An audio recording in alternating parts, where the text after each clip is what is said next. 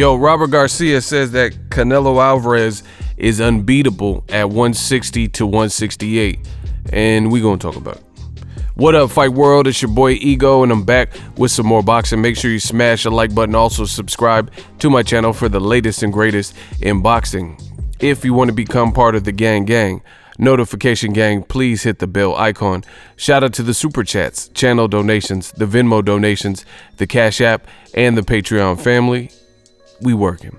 Now make sure you guys sign up for the Patreon. I will be shifting some of the content to the Patreon side of things and YouTube channel membership. Giving you guys fair warning. To become a YouTube channel member, click the link in the description. Well, actually, to get Patreon. To become a YouTube channel member, you just hit the join button, which is located right next to the subscribe button on the channel. And it does help the channel in a phenomenal way. Now, I wanted to talk about this. This is a topic I felt was interesting to bring to you guys here on the channel. And basically, Robert Garcia, famed two-time world champion himself, famed fighter, famed trainer, brother of Mikey Garcia, trainer of Mikey Garcia, Jose Ramirez, and you know, he's trained a lot of people over the years and had him at different points, like Abner Mares, who's now, I think he's with Manny Robles now, but you know, some of those guys move around and stuff. But nonetheless, Robert Garcia is a great trainer and he was a great fighter. People sleep on that. I love what he did with Marcos Maidana. I felt he did wonders with Maidana's style because he didn't change Maidana's style, but he merely added to it. And I think that's the mark of a great trainer, is when they can complement your style that you already have, basically not get rid of your strengths and your strong suits while working on your weaknesses and improving in little subtle ways without conforming or, you know, just all the way switching your style and making you somebody you're not. Like if you're kind of a brawler and that's how you are and you're age 32, 34, it's going to be hard to teach an old dog new tricks and make you into a Pernell Whitaker. Because if you were going to be a Pernell Whitaker type of fighter, then you would have already been it by that point. You see what I'm saying? So I like Robert Garcia, his training. Now, as far as Canelo, I like Canelo. He's actually one of my favorite fighters to watch in modern boxing. He's big business. I've given him a lot of credit for just his professionalism. He's a true professional at what he does. And, you know, he's one of the leaders in this boxing game and a role model to millions and things like that. But for Robert Garcia to say that Canelo is unbeatable at 160 to 168, I mean, that's just laughable in my opinion. And that's despite how good I think Canelo is. Could he be the guy who, you know, when the dust settles and the smoke clears, is the number one 160er? It's possible, for sure. You know, to say otherwise, you'd be sleeping on Canelo's ability, experience, and skill. I have no beef with that.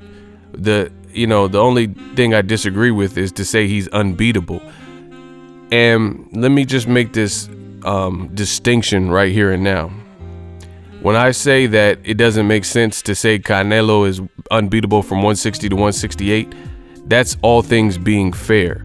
And the reason I have to point that out with Canelo's career is because Canelo has had controversial decisions and judges' scorecards turned in.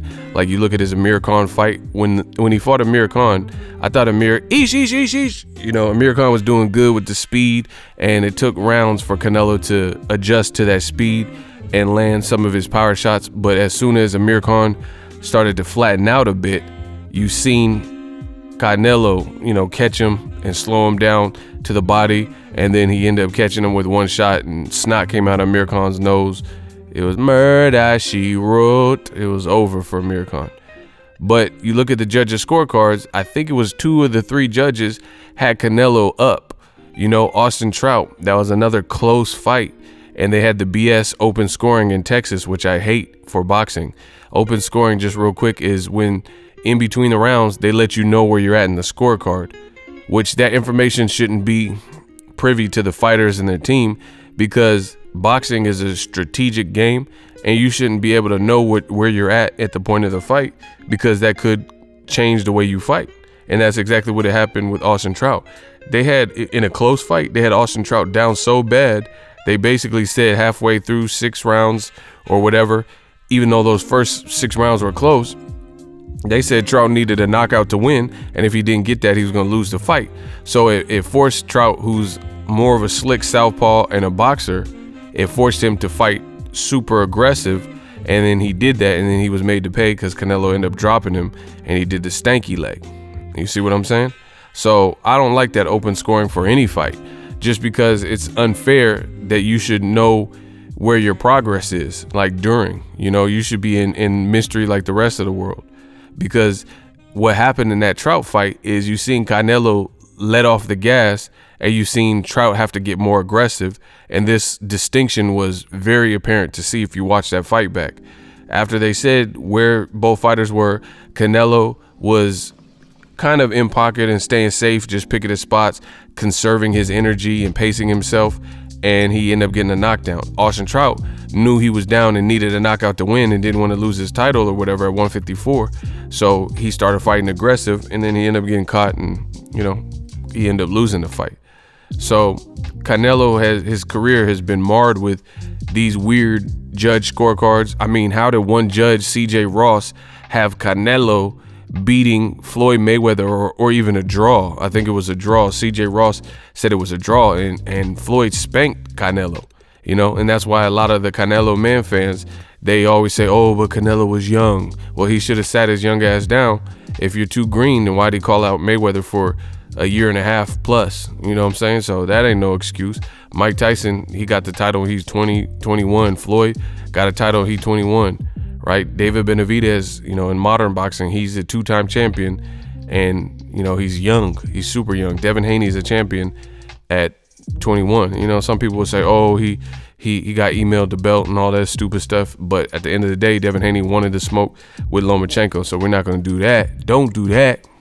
So that was no excuse. Canelo was 23 years old and he lost. He got spanked. So how did one judge, CJ Ross, see it as a draw when the rest of the world, including Canelo's team, knew he lost? Canelo started crying at the press conference, and he looked sad, after the 12th round, stuff like that. So, Canelo's had these things with the Gennady Golovkin fight. So I have to, again, make that distinction that all things being fair, if we're talking about Canelo's unbeatable for the wrong reasons, the corruption and stuff involved with boxing, then okay, that's something different.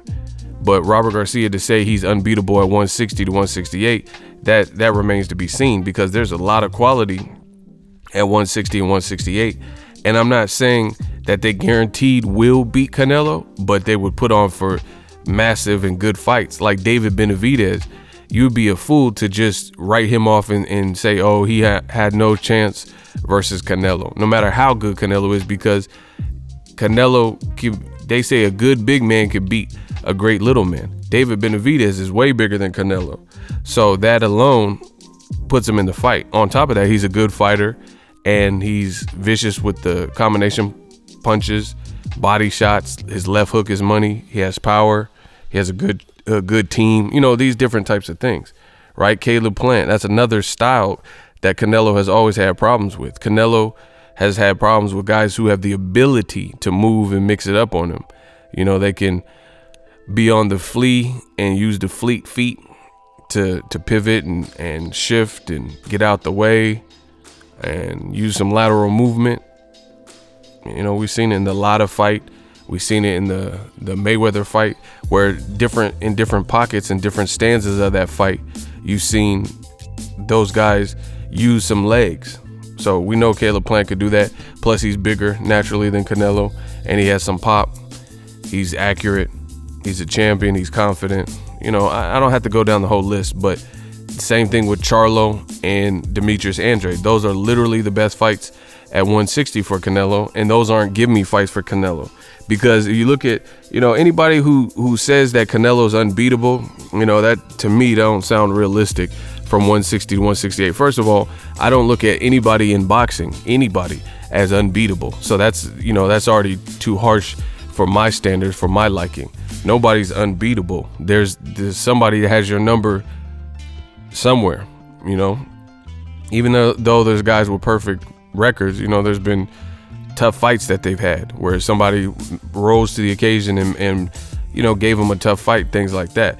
And to say Canelo's unbeatable also sounds foolish, because Canelo's been beaten before, and he's arguably been beaten outside of the times he's been beaten, right? Like, the official loss is the Mayweather loss, but people would argue that some people even said Trout, he should have lost that fight, all things considered, despite what I said earlier.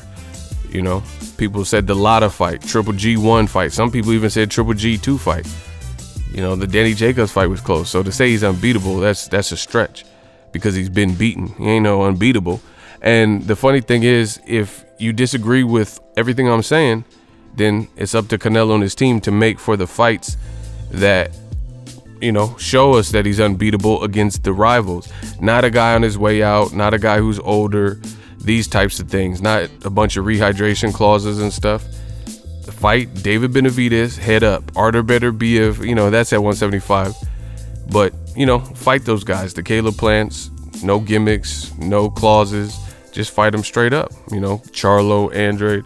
And then that'll show more than saying that he's unbeatable. Because I don't think, again, anyone's unbeatable, and especially not Canelo. You look at the Danny Jacobs fight, that was pretty close, and that was just last year. That was just last Cinco de Mayo, you know? And the Danny Jacobs fight became closer because Canelo seems to have a gas tank that tends to fade. So that being considered, if Jacobs had more of an output early, because Canelo did look very sharp in the early rounds of that fight, Canelo Jacobs. But the thing is, he flattened out and he faded, and that's when Jacobs kind of came on. So imagine a guy who's a bit more aggressive or had more of a game plan of what they wanted to do, like an Andrade or Charlo, then you can't say that Canelo's unbeatable. And again, if you think he just blows through these guys that I'm mentioning, then he got to fight them. You know, it's non-negotiable. See, that's the problem with boxing. There's a lot of people that want to say this stuff and they never want to see it happen. Like, if I feel Roy Jones, that's my favorite fighter. If I feel Roy Jones is the best, I don't care who he's fighting.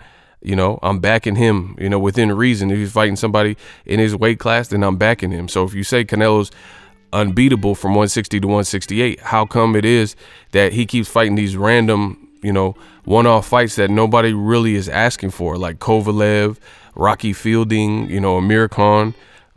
And then you ask for Charlo to get an opportunity, for Andrade, who's on the zone with Canelo, to get an opportunity, and then you have to hear a bunch of commotion and excuses from Canelo man fans, like, oh no, Charlo hasn't done this, or who's Andrade, or he puts me to sleep, all this stuff, you know. And these guys are champions in 160. They were champions at 54. When Canelo's at 54, he still ain't fought him. David Benavidez, he's a rising star. He's Mexican-American. Why not a Mexican fighter from Guadalajara fight a Mexican-American from Phoenix in the West Coast or something for a Mexican holiday, a Mexican-American holiday, whatever you want to call it? And that's September, Mexican Independence Day weekend, you know. So the walls are closing in for Canelo. I think he's a great fighter, but the walls are closing in for him to fight an apt, formidable opponent that the people want to see him fight. You look at Billy Joe Saunders, he didn't really look good. So most people would believe that David Benavidez has more of that wrecking ball momentum than Billy Joe Saunders. Billy Joe Saunders also failed a drug test, so his recent career has been spotty. In fact, his last impressive win was David Lemieux. That was the last guy he fought with a name and his last impressive performance. Meanwhile, he's also undeserving, putting out these weird videos that promote domestic violence, things like that.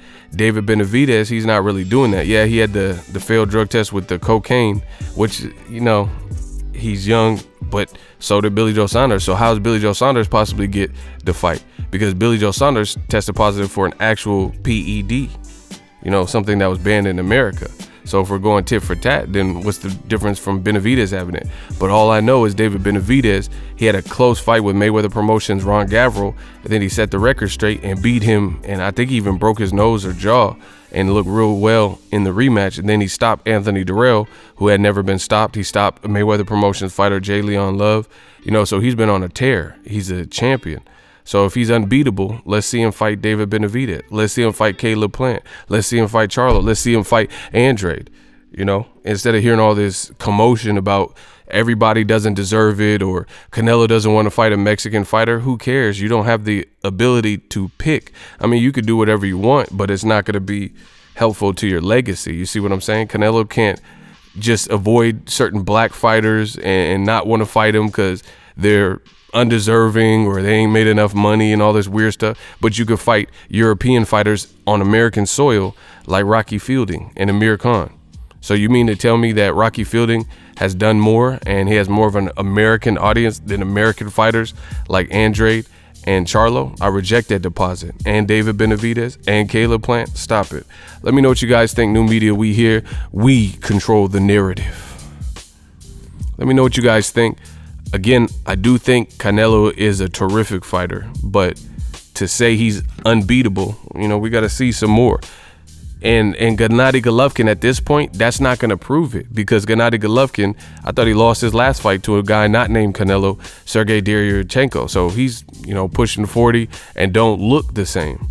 So yeah, you could best him, and I think Golovkin might get stopped by Canelo in a rematch or convincingly beat up, to the point where nobody is disputing it. So that's kind of like Canelo being a vulture at this point.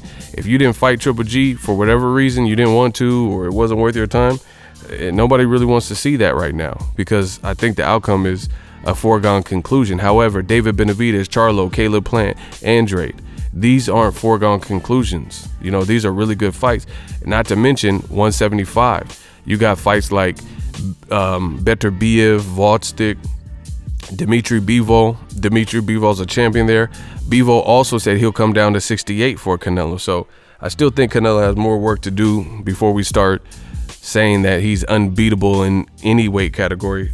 And it sounds foolish since he has been beaten, But let me know what you guys think. Drop your thoughts in the comment section. If you love what I'm doing, smash the like button. As always, hate, comment, and subscribe. Till next video is Ego, signing off. So if you enjoyed this video and want more content like this on the channel, you can show your appreciation by going to the PayPal donate button or the YouTube support button, and you can donate any amount that you feel is equivalent to the value of this video. Much more to come. Thank you guys for your support. Boxing Ego, the future of boxing.